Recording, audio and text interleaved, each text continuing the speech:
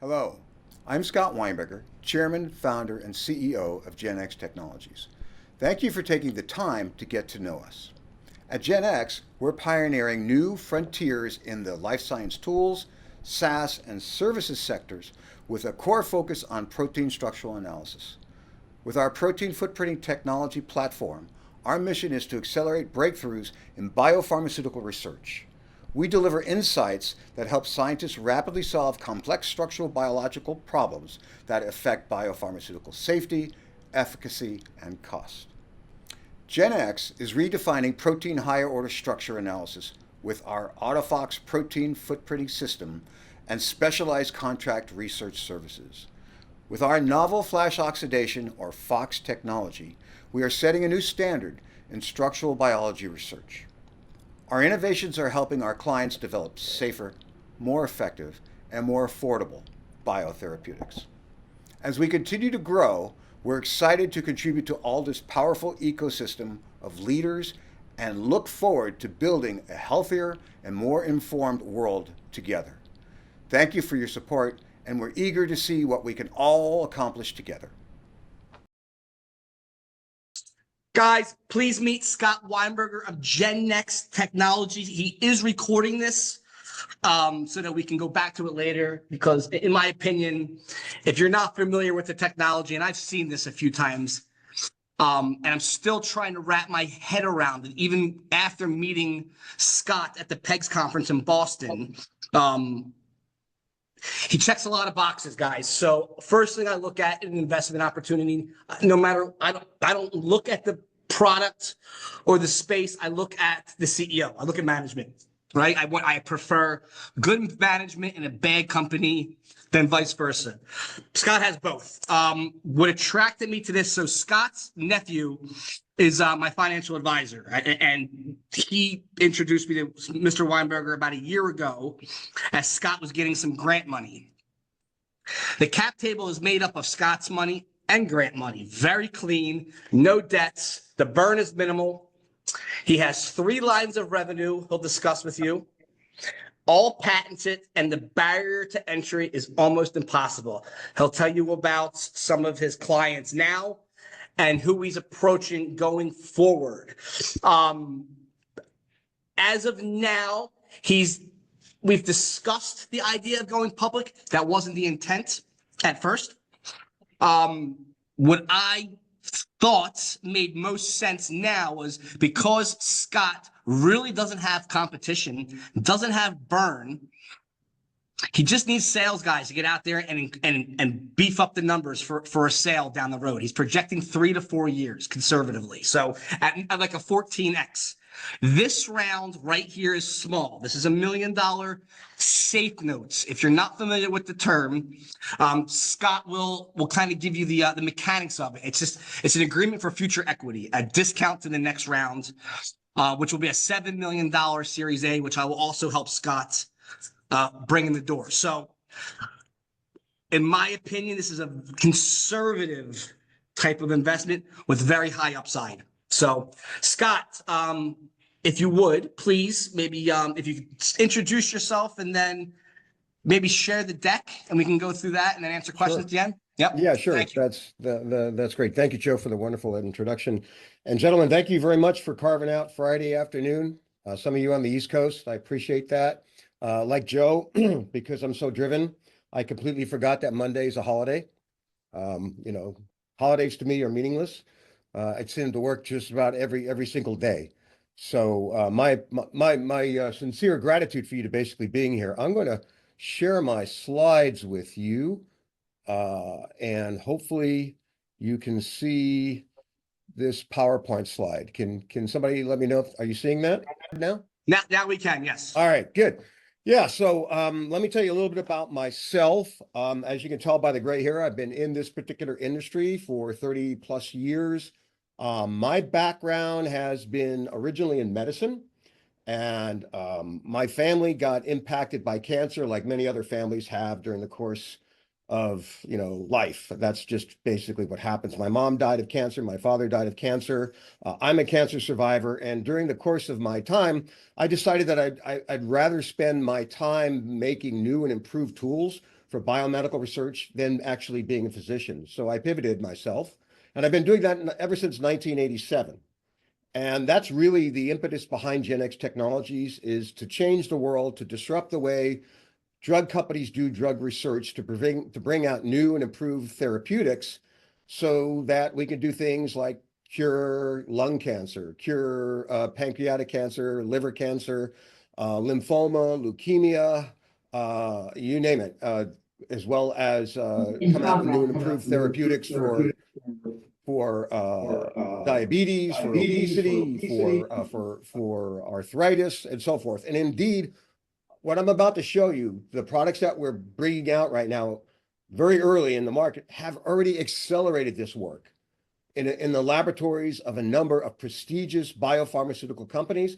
For crying out loud, the first product I ever sold in 2020 went to the CDC, and they used that to basically accelerate their work and development for diagnostics. And ultimately, that information went out for therapeutics to combat COVID-19, which we all really remember. It's been 5 years, but I'm sure that memory is really fresh, you know, in your rearview mirror. So that's me. That's my passion.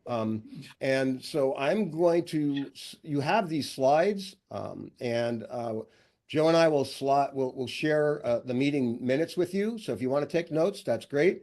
If not, you know, you can just rely upon all these particular notes that we have right now. Hopefully you're seeing the full slide right now. Is that correct? Okay. All right.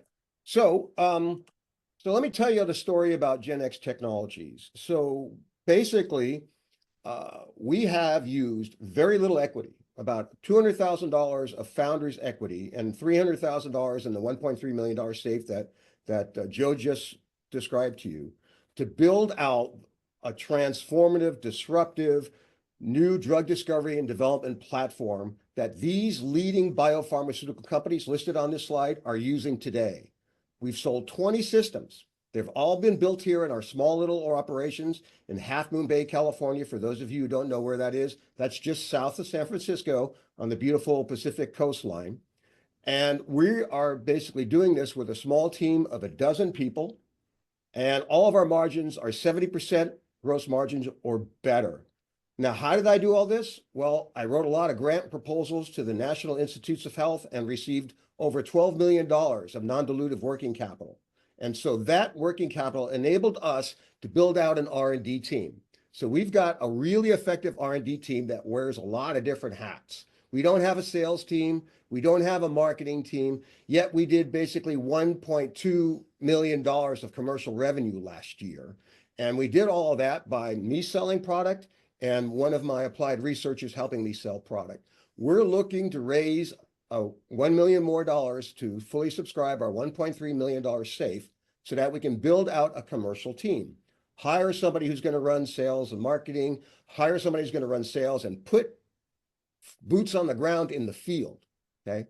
We're already selling in the US. We're already selling in the EU. We've got a top-tier distributor in Japan. We had a top-tier distributor in China, but we've basically paused operations there for reasons, well, I believe you all can appreciate in terms of the geopolitical situation and the overall international trade issues that are going on. So that's GenNext Technologies, okay? Now, what makes us really valuable is what we bring to bear. So scientists at major biopharmaceutical companies are trying to provide new and improved therapeutics to cure cancer, to deal with obesity, to deal with mental health issues, to deal with arthritis. And the problem is that in order for them to come out with these new biotherapeutics, which are very complicated molecules, and I'll show you some trade names, you'll get them straight away, it takes them a long, long time. It's a glacially, painfully expensive process that delays their ability to make a decision on a scientific question by months to years. And using our tools, which are really revolutionary, we can bring them from that level of uncertainty to insight so they can move forward with their scientific research progress in days and not months and in years. The end result is that they can move faster and more confidently and provide more affordable and more effective drugs to people like yourself and myself. And as a direct consequence of this, these are our clients and our customers. You can take a look at these brands. These are top tier biopharmaceutical companies. I guarantee you, each and every one of you are taking some therapeutic from one of these particular companies today as we speak.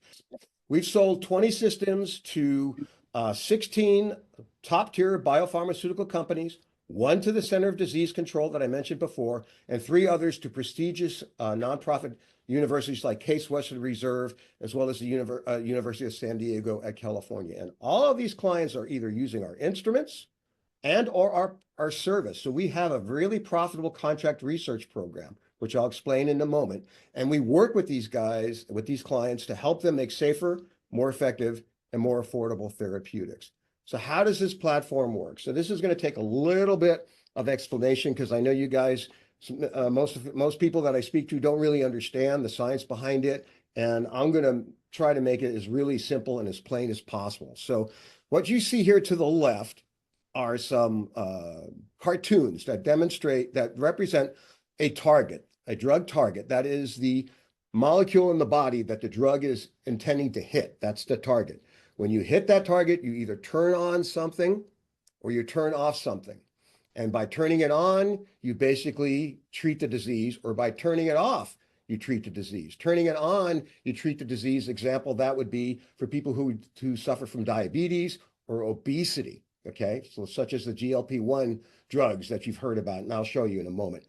Turning something off is often the way all of these anti-cancer drugs work, because the cell machinery has gone just crazy, and you just want to shut it down so that the cancer cannot progress, and you want to do that really selectively. You don't want to give people chemotherapy like my parents received so that you kill everything and the hope that the patient will survive by the time you kill the cancer. Today, you can use magic bullets in the form of biotherapeutics that bind specifically to where that cancer is and attack that. So the way we do this is we basically take the drug target, and then we take the drug target and we pair it up with the therapeutic, and we make the drug target pair. And our instrument, our flash oxidation products, rapidly create chemical reactions that basically, think about it as spray painting the exterior of the target or spray painting the exterior of the drug and target complex. And then we read this out by a technology that's known as liquid chromatography mass spectrometry. This technology here is provided by the 3 major co-marketing partners that we have right now in the analytical tool space. And I'll talk to them in a minute. So it's a 3-step process. We're on the front end. We do the painting, then they do the readout. That's our partner. And then we're on the back end. We take this complex readout and we stick it into our software package, which is a SaaS platform, software as a service. We get renewable revenue year over year over year. And that basically takes this complex bit of information and distills it down into a meaningful, simple biological answer, such as, where did the drug bind? And if the drug binds, we tend to make this area masked off, so we represent that as blue. And then, did the target respond to that binding event? Because when the target responds to that binding event, it'll change shape. That's the molecular switch. That's how biology gets turned on or turned off, because the target changes shape. That's how your body works, okay? If something changes shape, something that was previously masked off can get exposed. That's where we're seeing here. We're getting the switch gets turned on because it gets exposed, and now we spray paint it. The opposite can occur as well. Something that was previously exposed gets tucked away, and it basically does the same thing, okay? So that's what we do. And all of this can be done in 2 to 3 days, which is revolutionary. It's taken months to get this sort of information in the past, if they got it at all, okay? So this slide, shows our market opportunity. The markets that we basically address are huge, and they're growing at a very impressive clip, at 11% compound annual growth rate for all of these markets. And these are the particular markets that are taken together, comprise a drug development effort. So when you look at how drugs are developed by Genentech, by Amgen, by Pfizer, they all have these different disciplines, and these different scientists all work together to get a drug that they can bring it out to the clinic. And we can solve problems in all these particular areas. And there's one area that's really exciting right now, which is the structural biology market, because this is where all of the answers used to come from. and I'll talk about that in a moment, but there's this emerging new field of artificial intelligence-driven drug discovery and drug design. AI is everywhere. You guys know about that. It's going to change our world. It's also being used to change the world of drug discovery, because before this, we had to do everything by chance. They would screen a bunch of different candidates to see if it made any sense. Now the computer can rapidly create an intelligent guess or hypothesis as to what the drug should look like. The problem is that these guesses need to be verified. Nobody's going to write a check around a computer guess. Okay. Nobody's going to take a drug and move it into the clinic where it could kill people or make people ill on a computer guess. And so the promise of computational drug discovery, AI drug discovery, has a major barrier, and that is the amount of time it takes them to test the computer guess. And it's taken them months to a better part of a year to do that right now. So the promise of AI drug discovery has been, unfortunately, not fulfilled. We can do this in days. And you can imagine that if you can do this in days, you can fulfill the promise of AI drug discovery. Scott, can I ask you a question based upon that? Sure. Now, some of these companies that are your clients now, out of the 20 machines you sold, I have to assume, obviously, some of them bought more than one. But has there been enough time in shop, so to speak, where their competitors notice that they're getting the job done faster than we are, and they're kind of forced to buy one, two, however many machines? Yeah, that's a great point. And I think we're on the cusp of that. Okay. So if you think about where we are, we don't have a sales force where we're selling to what's referred to as the early adopters in a market. And then what happens is the early adopters then publish their stuff and they talk about it at scientific meetings. So we had two things that slowed that adoption cycle. Number one was COVID. So when we were selling products and making differences, nobody was going to scientific meetings. So now they've returned to going back to scientific meetings in the latter part of 2022 and 2023 and going forward. The other thing that slows things down in biopharma is that they don't publish their results until they get their patents. Okay, or until those patents that intellectual property is protected. So, but our early adopters at Novo Nordisk, who basically bought 3 systems from us, okay, what they do is exactly what Genentech does, is exactly what Amgen does, is exactly what Pfizer does, is exactly what Moderna does, and they all will follow suit. And in order for us to accelerate that, we need to have a field presence and basically continue to educate and excite the market. And right now we do that at a very small level.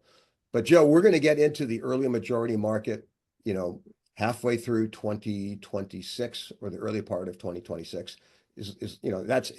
We're on the cusp. Okay. And we have no competition. Our patent portfolio carves out operational freedom and exclusivity. There's nothing else like this in the world. So we have no direct market competitors. Here's our product offering, and this is data from last year. Now remember, we did about $1.2 million in commercial revenue last year, which was not bad for our small little team, which probably has 15% of our working time is on sales and marketing. So if you multiply that by a factor of 6, you're at $7-8 million of revenue straight away without any geometric growth, just simply by working on it full time. I've got nobody working on selling product full time, which is crazy for a business, right? You think that would be insane. We have no full-time person working on making money. Okay. That's what this safe is going to basically be used for. So if you look at our product mix last year, 60% of our revenue came from selling instruments. We have 2 products, the AutoFox, which is our flagship product that's shown here in the upper right corner. And then we have a manual system, which is our first-in-class product, which sells for about $150K. These are at 78% gross margins at these price points, and there's no competition, so it's not commoditized. There is no pressure by our clients to discount because they can't. Is that collective 78% of all combined, or is one higher up than the other? They're both at the same. They're both at the same. Okay. So I have to imagine that some of these, I would assume like the consumables and all that, this pie will change, right? As more machines. As the installed base grows, the recurring revenue will increase. Right. So right now, the recurring revenue is 30% of our revenue mix for last year. And that's basically the consumables, which are chips, reagents, and lamps for the systems, and the SaaS for the software, right? And the consumables are basically at 80% plus gross margin. They vary from component to component. The chips are a little bit lower now, but that's simply just the way you make them. As that grows, there's an economy of scale to all of your consumables. And so we're going to make more money. And then there's contract research. Why do we do contract research? Because nobody's done this before. And so people won't buy, $300,000, $400,000, or $500,000 worth of capital equipment if they're not sure they can be successful. So most companies in our sector, they do demonstrations for free. You fly out to their site, you bring your stuff, and they don't charge you anything to do that. Or they bring an instrument and they place it in your lab and you have it for a month and you get to use it for free. Why do they do that? Because most of the stuff they sell, you can buy from a handful of vendors. So it's really competitive and it's been commoditized. There's nobody else who does what we can do. So we charge people to test drive the car. That's our contract research. So Scott, quick question on that. Impressive the amount of money you've raised from grants. How are you so successful in doing so with kind of a new age type of technology? Yeah, so that's because that's what the NIH does. So the NIH goes through and identifies, and the FDA and the CDC identifies unmet needs in science and healthcare, and they put out these requests for solutions to basically make a change, to revolutionize that field, to really get that field moving, because it's currently underserved by the tools and technology and knowledge that's already been amassed. We're highly responsive to this area, which is known as structural biology. And they love us. That's why they gave us a whole bunch of money. I mean, that's a ton of money. Okay. You don't ever pay that back. No, correct? It's free and it's non-dilutive. And the only thing you need to do is you grant the government rights to your IP for research use internally only. Fair enough. That's it. So, okay. So I assume with that being said, you probably own a majority of the company thus far. Yes. My wife and I own, greater than 60% of the company. Okay. And I've given a lot of the rest of the company basically through people who are invested.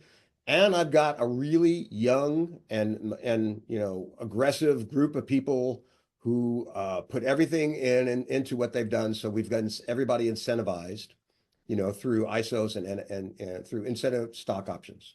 So there's what valuation is the first money in, or however money before this round?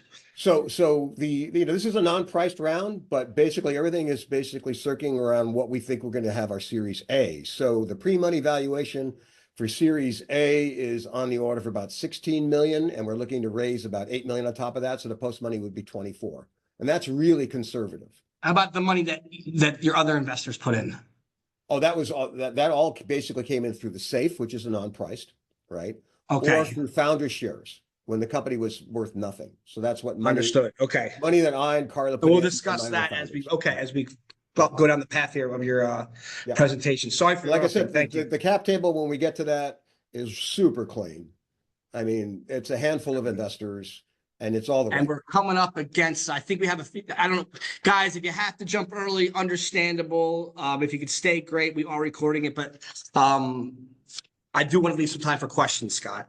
But please continue. Okay, great. So these are the use cases.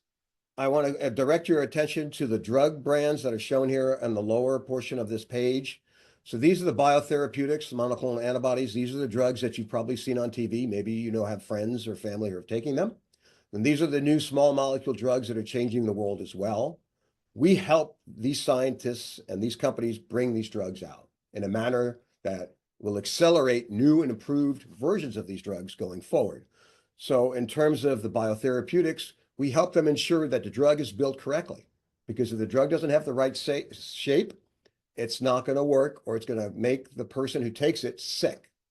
And we help them understand where the drug binds, and we can detect the problems that the drug may have when you're making it, because they have to make a new formulation. You need to understand how to store it, how long can it stay on the shelf, and how do you deliver it? Usually you want to get these little pens that go into just past your skin, into your tissue between your muscle and deliver it. If that pen causes the drug to change shape, things are bad, okay? So we enable all of that. And for small drugs, we do the same thing. Okay, small molecules, we do the same thing. We also help them select the best drug candidates to promote, to bring to the clinic, because you don't want drugs to fail in the clinic. Right now, 90% of all drugs that go into the clinic in clinical stages still fail. And that's because they're not doing a good enough job.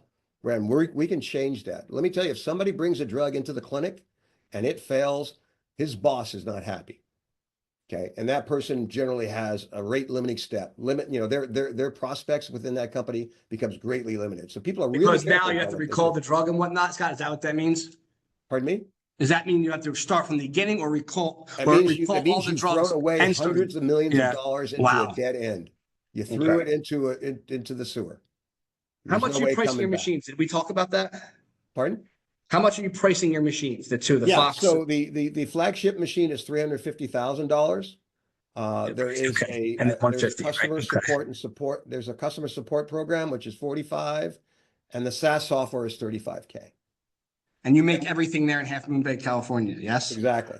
Okay. Yeah, we're fully vertically integrated.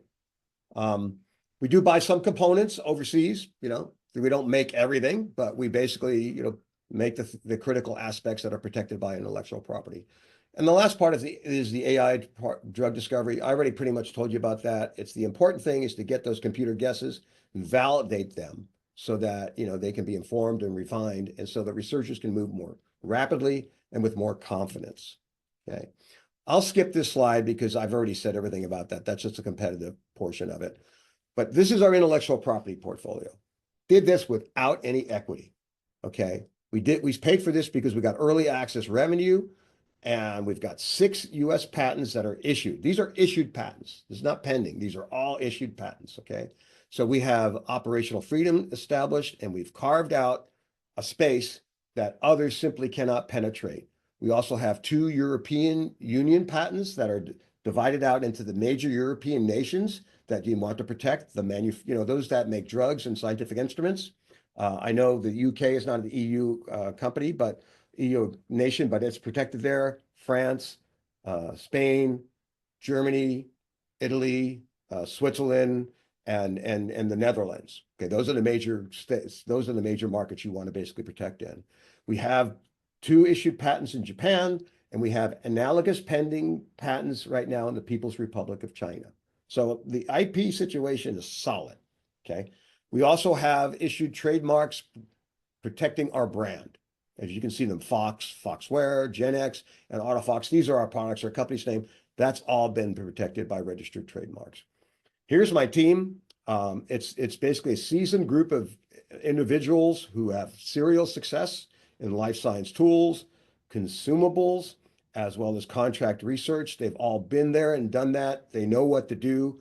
My board of directors are highly seasoned with substantial experience in M&A and corporate growth and corporate governance, ranging from early stage startups to Fortune 500 companies. And this team together has enabled us to basically execute with a tremendous amount of wisdom, minimize our mistakes, and maximize opportunity going forward. Okay. So here's our financial summary. All of this is you've received before. You can take a look at these numbers as well, but here are the key points. Our revenue growth, this is commercial revenue growth. Commercial revenue growth will go from 1.2 million to 57 million, or, by 2029, which is a 48x increase in the course of about 5 years. And that's going to be driven by margin expansion, increased adoption of our AutoFox and Fox products, as well as our growth in the EU and Asia as we expand, and the co-marketing revenue that we're going to get with our co-marketing partners, which include Thermo Fisher Scientific. There is no larger company in our space than Thermo Fisher Scientific. And Danaher, they're the second largest company, and Agilent. These top 3 companies that basically control this market in the world all have executed co-marketing agreements with our small little company in Half Moon Bay. They get it. They see it. They want us to be valuable. They're very likely going to be, one of them is going to end up basically being our exit path as we go through this. So Scott, 2027 looks like you're projecting that to be the inflection point. Correct. I'm assuming this is with the $7 million, well, $8 million total, capital injection. Mhm.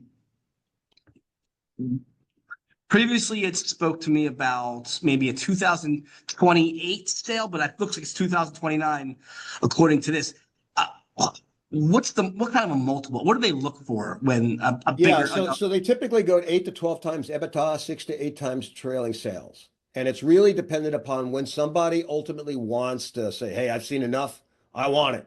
I don't want somebody else to have it. I want it all. Okay, that's what's going to happen. So we're going to sell off to Thermo Fisher Scientific, to Danaher, or we're Yeah. going to sell, I'm we're going to interested in sell how to you made these projections, Scott, knowing that, I mean, I think this is a conservative projection. I say that because you have no competition. Mhm. Essentially, if you had the right sales team, you can expedite these numbers, right? I mean, You can essentially. you'll find that I'm on the conservative side because I've seen these hockey stick projections before. Uh, But yes, with the right salespeople, we can accelerate a transition into the early majority market, and these numbers do will you have scale to hire accordingly. guys to build the machines? Like, how long does it take to build one? Like, if you got 1,000 orders today, right? How long does that take for you to build with your capacity Well, now? one instrument our flagship instrument right now basically takes us 45 days to build. Okay. And that's with that's basically with so it's about a Pretty one good. and a half to 2 month person month requirement. Okay. As we scale the number of people, we will increase our capability, our manufacturing capability. The other thing that I need to mention is that we have our engineering team building. So ultimately, what will happen is we have economy of scale. When we have the working capital, we're then going to basically start building things in sub-assemblies, putting sub-assemblies on the shelf. And then and you pre-test stuff. And then it's a matter of systems integration and testing. So what's taken us 1.5 to 2 months could take 2 to 3 weeks. Okay. And it'll cost you less because you've got less expensive employees working on it. So the working capital is going to be used primarily right here, which I can show you here on the right-hand side. 60% of this is going to basically go towards sales and customer support and manufacturing. 25% of it's going to go to product development and technical support. And 15% is going to be used because I need to build out my G&A team so that we can have the appropriate corporate governance and not waste, as we go forward and grow this organization. The target multiples, as I said, are pretty much there.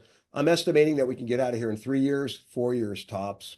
And the reason why is all shown here on the left. I mean, we're poised for near-term growth. We've got everything we need. We've got de-risked technology, demonstrated product market fit. We've demonstrated that the market likes what we have and that they agree with our value proposition.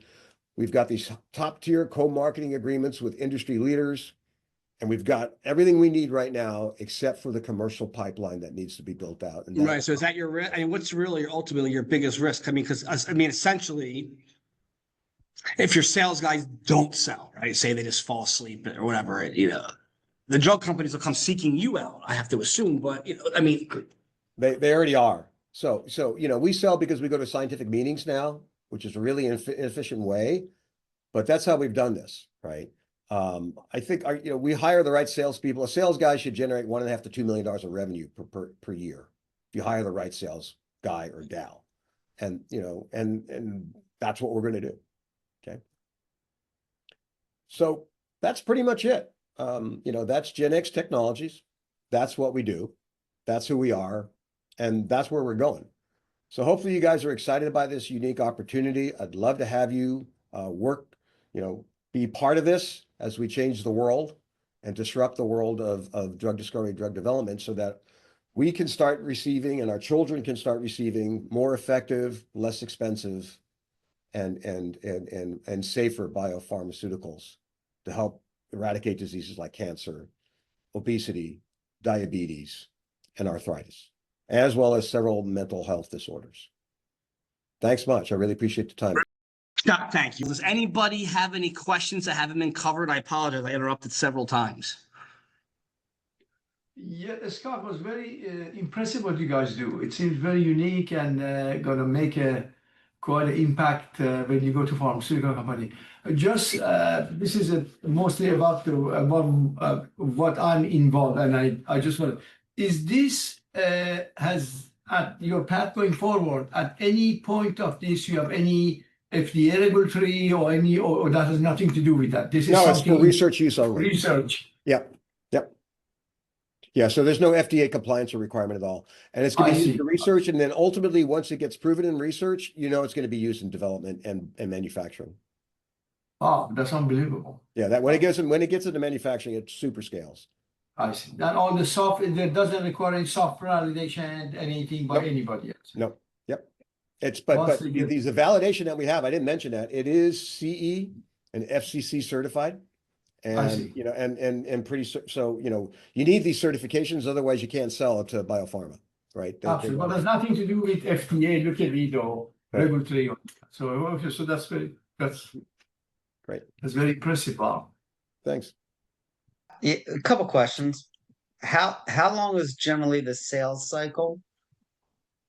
Yeah, it's a great question, Bob. So it depends on the client. Sometimes it's overnight, sometimes it's 6 to 9 months. And usually what will happen in the sales cycle is that they will engage in a paid demonstration or contract research program. Okay. And then so we get revenue, 35 to 60,000 typically on order for them to test drive the stuff. Like a rent to buy. Okay. Yeah, and then Yeah. because they have a separate bucket of money that they can use for services, and that doesn't require a high level of approval and a capital equipment approval process. But once you get into the capital equipment approval process, you've got one of two possible paths. It's somebody at the end of the day say, I don't care, I'm going to bust our budget. We want this right now. It happens, okay. But usually what happens is that it goes into their capital equipment budget request. So either you're in sync with that fiscal year or you come into the next fiscal year. So that explains the variation in the length, Bob.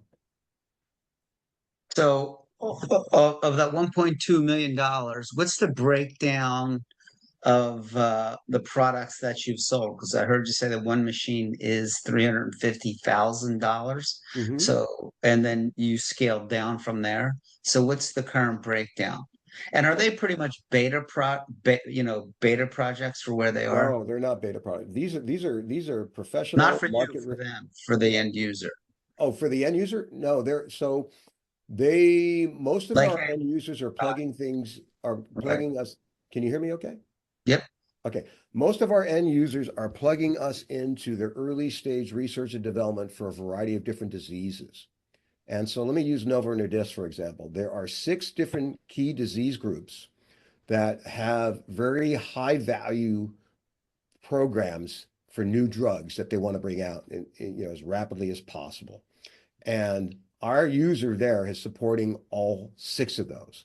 And it took them 12 months to 15 months previously using the tools that they had at their disposal to support these programs. Now he does it in 2 to 3 days. And when he did this first pilot, which you would say your beta program, Yeah. he had to wait. He gave them results in a couple of weeks. And then he waited for the rest of the company to verify he was right over the course of a year. And then when that was done, he ended up basically buying his first AutoFox system, and now he's buying his second one. Okay. And that's typically the way it's used. So it's for right now, it's being used in the early stage drug discovery and drug development. We also have some clients who are using it in drug development where they're coming up with formulation. So some of these therapeutics, you've seen the Ozempic advertisements, right? You take this little pen, you put it into your fat, and you push the button down, right? In order for them to go from the molecule that they create to something that they can deliver and you can deliver it, store it in your refrigerator 4°C and push the button and get better by using it, they need to characterize all of that, and that's in development. And if that molecule changes shape, or if that molecule basically changes the way it interacts with its target, bad news. So they use our stuff, our technology to help them understand that.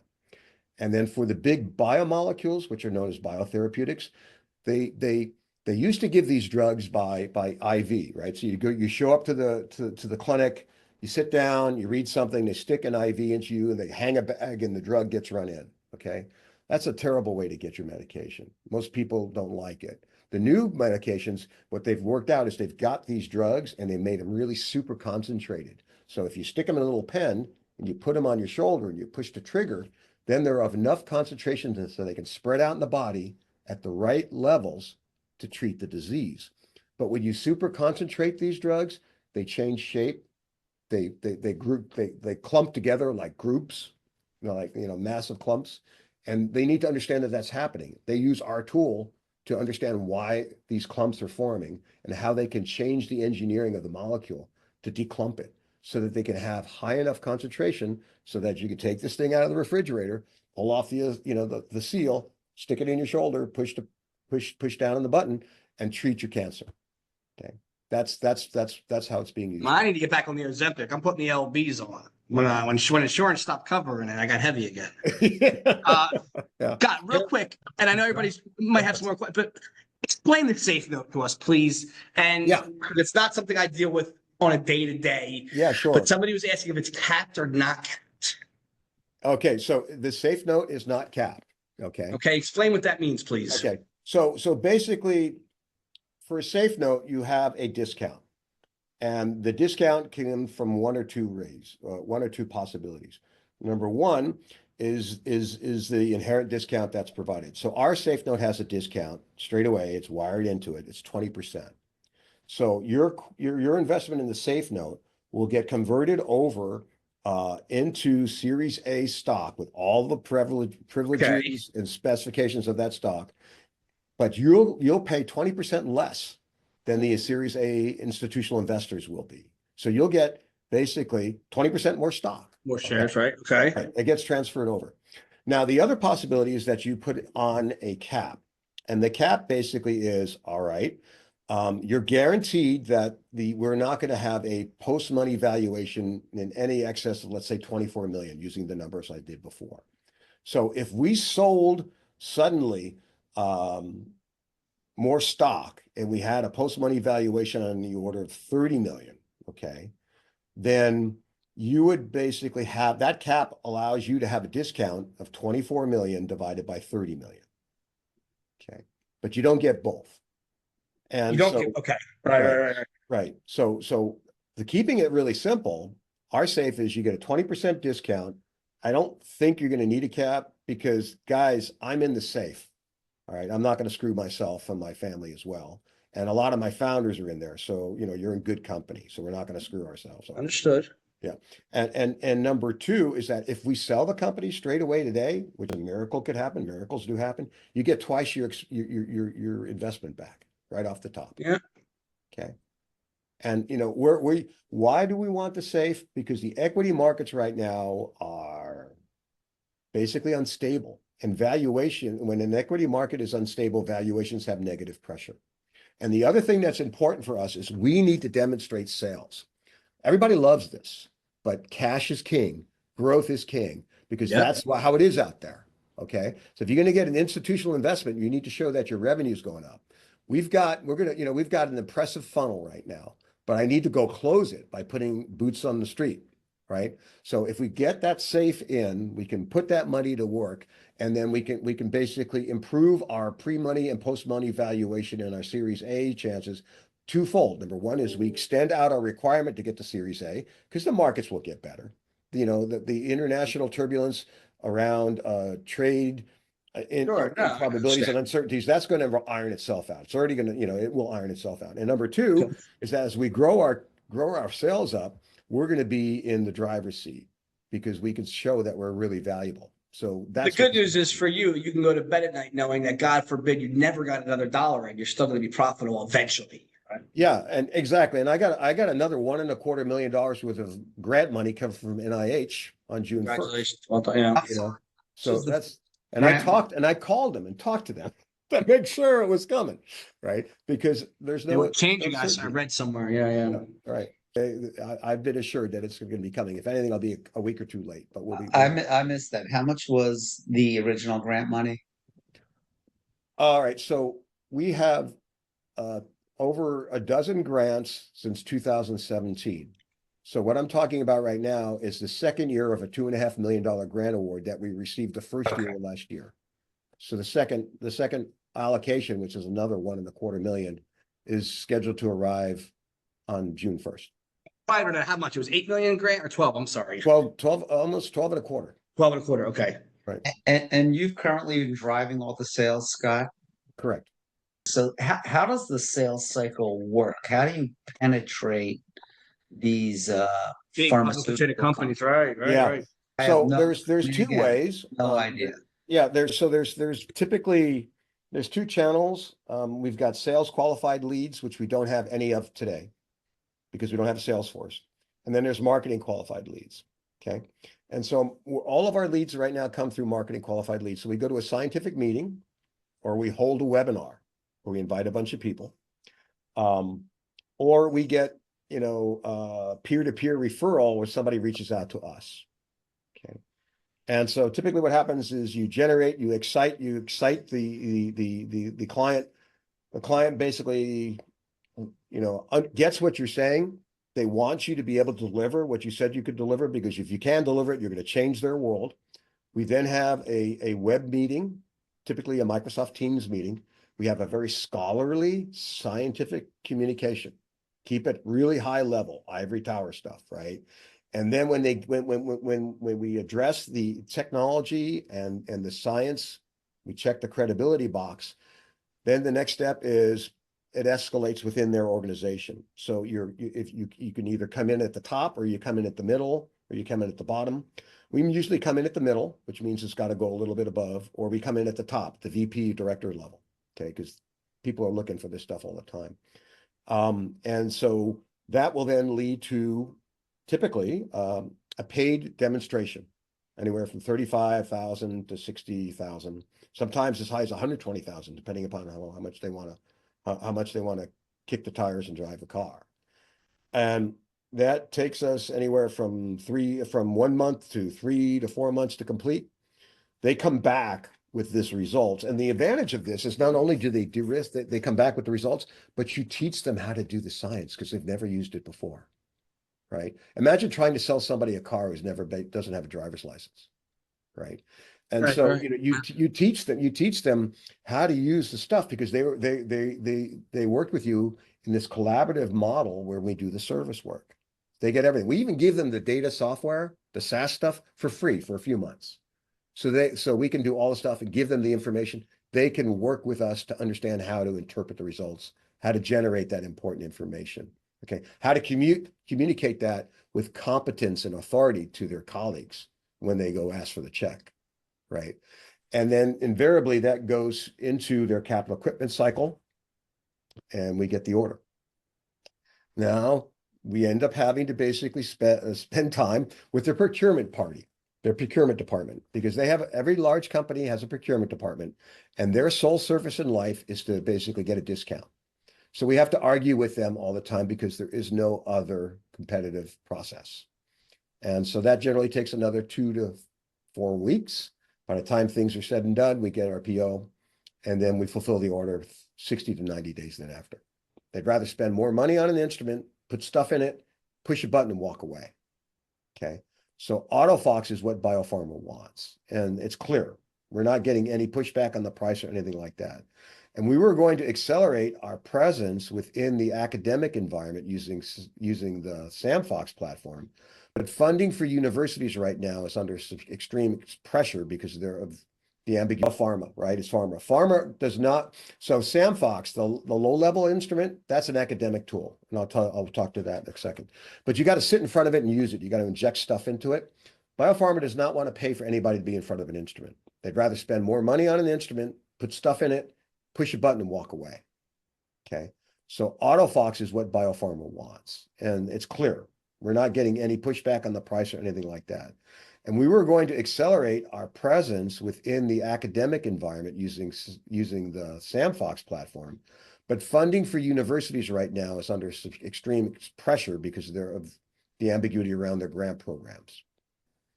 So most companies that basically are set up well to sell laboratory commodities, they don't need out. They don't have the wherewithal to complete this sale with confidence. And so that would require the third party to invest in somebody who does. And it takes a while to get them through that learning curve. Our colleagues in Japan they hired somebody specifically out of structural biology, and now we're getting revenue out of Japan, but it took us 2.5 years to get there. In this market segment, because the capital equipment is so big, it's always going to drive the majority of your revenue. But the recurring revenue, 35-40% tops, I would say. That's going to be consumables. So the AutoFox uses a chip. So the chip sells for $1,500. And that allows them to basically get a number of answers. So it's about, $5 an answer. So they get to run 300 experiments for $1,500. Then they got to throw it away and they buy another one. Then there's also the SaaS, recurrent revenue on the software, reagents that we ultimately will sell, as well as other consumables like the instruments use lamps that we have high gross margins to replace, and that's where that's all coming from. And for us to build a reagent company in Half Moon Bay, I've done it before, but it's really a complex scenario to start making consumables and reagents and basically get all the requirements so that you can ship this stuff domestically and internationally. Because some of the stuff is toxic, some of the stuff is flammable. I mean, you understand. So that's the issue. So when these small biotech pharmaceutical, and again, it's just out of my depth of knowledge, when these small biotechs that really do not have much revenue go public, is this something that this is capable of at this point, or Yeah. like Usually what like they do is private they listing, or yeah. I mean, again, there's very specific firms that deal with biopharma. Most of the small cap biopharma are basically looking to be acquired by mid-sized to large-size organizations. They Yep. need to get through, they need to get their INDs through preclinical, right? Their initial new drug filings with the FDA through preclinical, and then then they need somebody, they need big brother, big sister to help them do the clinical tests. Mm-hmm. And so they ultimately themselves to somebody, to some large company. Now, we have clients who are, small cap biopharma, aspiring to be mid caps heroes and ultimately, become the quintessential unicorns that they're looking to become. And they have structural biology problems. And so they send us the stuff. And we work with them as their collaborators, and we provide them the answers that they're looking for. And in that case, we do that because it's working capital. You don't want to throw that opportunity away. Secondarily, we learn a lot by working with them because we'll see problems that we may not have seen elsewhere, and that can inform how we can better sell and support our current clients and future clients, and it informs us in terms of what we need to do in our product mix, right? And thirdly, these companies, when they do get capitalized, they're going to bring this stuff in-house. And when they bring this stuff in-house, we're going to sell the capital equipment to them. Guys, Scott, thank you. Awesome. Bob, great questions. And Tyler and Aaron, I don't know if you had questions. I apologize. I'm going to give everybody Scott's information if you don't have it already. I'm going to put together the sort of like summary of the transcript, and I'll give it to Joe Yeah. to distribute it to you as well. And maybe if you could put Scott, like maybe is there like a presentation of the machine working so that people can right? Is that a possibility? Like a video of the machine working? Yeah, just something to show everybody like what I've we can got talk right in action. Yeah, well, I have a video that we use at trade shows that promotes the company. It's a 60-second thing. Yeah, anything. Yeah, you're gonna love this. So this is Jenny, the GenNext Fox. Yeah, this is our little giveaway at trade shows. Fox for flash oxidation, right? Jenny from GenNext. And so my son basically used stop motion and animated her, and she tells the story about the company. Oh, cool. Too. So I can Please. give that to you, Joe. Thank you. Yeah, Scott, we're working you're on putting together video content. There's no doubt about it. Scott, you're a doctor, correct? I'm a MD PhD. MD PhD. Yeah. And I'm not one to overly beat up on people's backgrounds, but have you taken a company from inception to finish line in the past? I've been parts of teams that have done that, including an IPO, and the last one I did as well. So this is the second company that came out of my garage. Okay. So yeah, GenNext, and I have to tell you, we brought out the world's first was called Protein Chip Company in 2000 and did an IPO, and that was a blast. So I mean, I've been part of a management team that did an IPO. I've seen how that worked. Yes, I know how. Less I know, headaches, right? When you do action. yeah, I know how to run a company. I know how to scale a company. And I've got a really good team around me, Bob. So it's not just my science background basically allowed me to operate in this particular field. It's my business acumen that allows me to do what I can do with it. Hi, I'm Ginny, the GenNext Fox. Today, I want to tell you a story about GenNext Technologies and our flash oxidation, or FOX, technology and products. Here at GenNext, we provide instrumentation and services for scientists studying the critical role that protein higher order structure plays in the safety and effectiveness of biotherapeutics. When biotherapeutic higher order structure goes awry, bad things happen to patients who take them and the companies who produce them. That's why leading scientists are using our products to make effective and safe therapeutics. Fueled by $9.5 million in grant awards and $3 million of revenue, we have successfully sold mature products to the leading biopharmaceutical companies worldwide. So why not help us transform the world of drug discovery? Thank you for your interest.